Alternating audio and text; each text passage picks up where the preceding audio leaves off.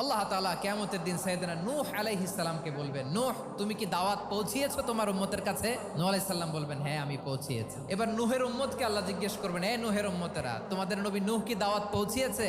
নূহের উম্মত বলবে, না আল্লাহ, কোনো দাওয়াতও আমরা পাই নাই, আপনারাও চিনি নাই, জান্নাতও চিনি নাই, জাহান্নামও চিনি নাই। নূহ আলাইহিস সালাম বিপদে পড়ে যাবেন। তখন আল্লাহ বলবেন, নূহ তোমার পক্ষে কোনো সাক্ষী আছে?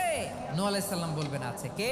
উম্মতে মুহাম্মাদি। তখন আমরা বলবো, আল্লাহ, আল্লাহর নবী নূহ আলাইহিস সালাম তিনি আপনি যা যা বলেছেন ঠিক তা তার উম্মতের কাছে পৌঁছে দিয়েছে। এবার নূহের উম্মতের সাথে আমাদের ঝগড়া লাগবে। তারা বলবে, তোমরা আসছো আমাদের হাজার হাজার বছর পরে, তোমরা কি করে জানলা? তোমাদের সাক্ষী ধর্তব্য হবে না? আমরা তখন বলবো, আমাদের কোরআনে তোমাদের নবীর নামে আল্লাহ তাআলা একটা সূরা নাজিল করেছেন, সূরাতে নূহ। দিন রাত এক করে তোমাদের কাছে তিনি দাওয়াত পৌঁছেছেন, সব আমরা জানি। আমরা যখন বলবো এই কথা, নূহের উম্মত চুপসে যাবে। তখন আমরা সত্য বলেছি কিনা এটা আল্লাহ তাআলা জানতে চাইবে বিশ্বনবীর কাছে। তখন বিশ্বনবী আমাদের পক্ষে সাক্ষী দিবেন। আওয়াজ করে বলেন আল্লাহু আকবার।